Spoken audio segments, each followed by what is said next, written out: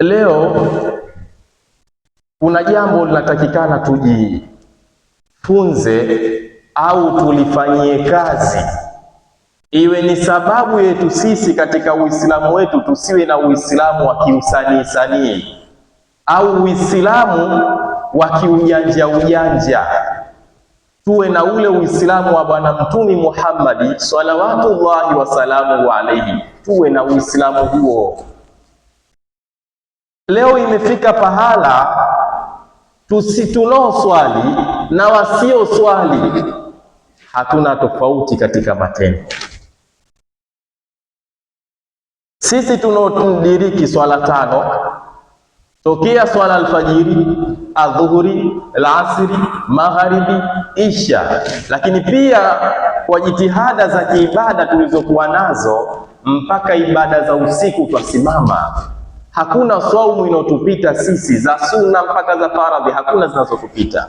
Lakini kwa nini upande wa matendo tunakuwa hatuna tofauti na watu wasiokuwa na ibada? Kwa nini?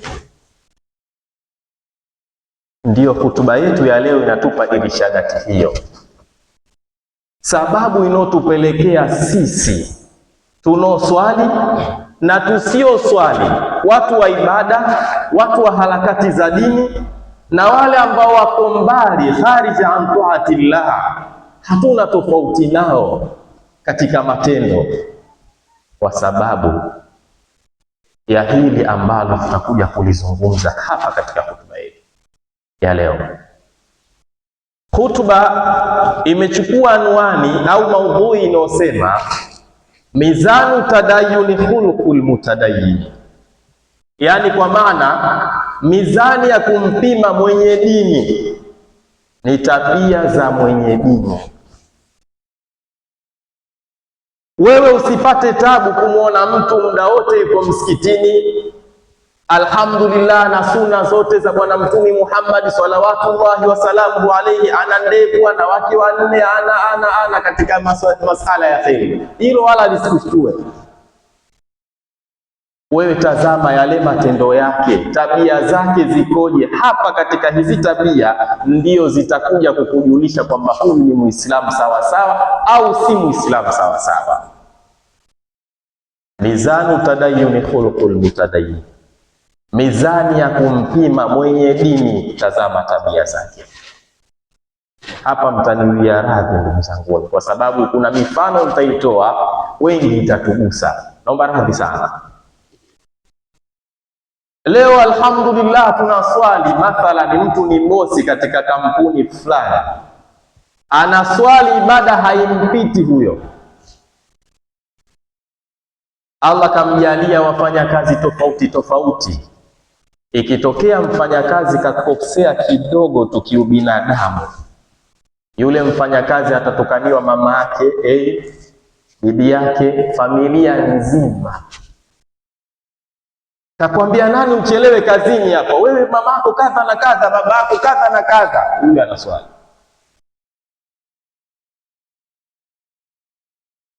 Sisi ambao tumejaliwa kuwa na pesa, mamlaka, nyadhifa, vyeo, tuwalee watu kwa nafasi zetu, tusiwatesi watu kwa nafasi zetu. Allah kakupa mamlaka, ufalme, utawala katika sehemu fulani, mlee mtu, wale watu kwa nafasi yako, usiwanyanyase.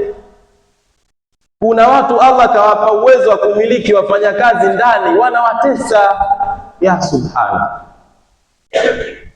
Mtu napata taarifa kwa baadhi ya Watanzania ambao wameenda nje ya nchi kufanya kazi, sizitaji hizo nchi, nitazihifadhi majina yao, lakini Watanzania wengi na walokuwa nje ya Tanzania, fi sharqi Afrika na nchi zingine zilizokuwa Afrika, mtu akifika kule manyanyaso anayoyapata, ya subhana, nini katoka sehemu fulani kuja kwa ajili ya kazi, tumtumikishe kama punda.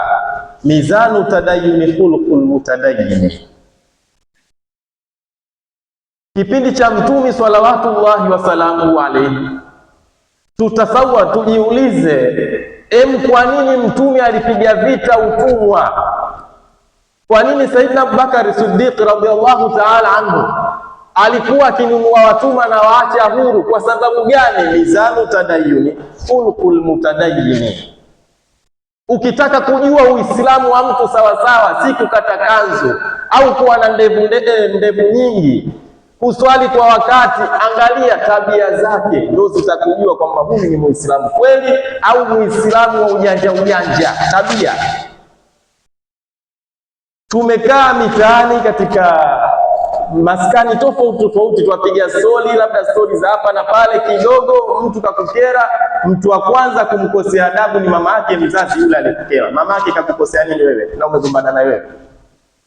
Mizani tadayun khuluqul mutadayyin, mizani ya kumpima mwenye dini. Angalia tabia zake, usikushangaze kuswali kwake sana, usikushangaze. A'udhu billahi minash shaitani rajim. Bismillahir rahmanir rahim.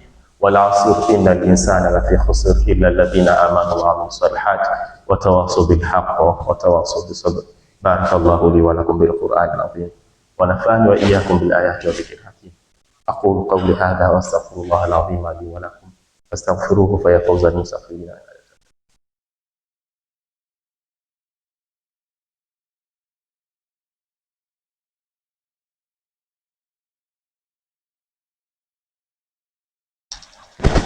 بسم الله، الحمد لله، والصلاة والسلام على رسول الله وعلى آله وأصحابه ومن سار على نهجه إلى يوم الدين.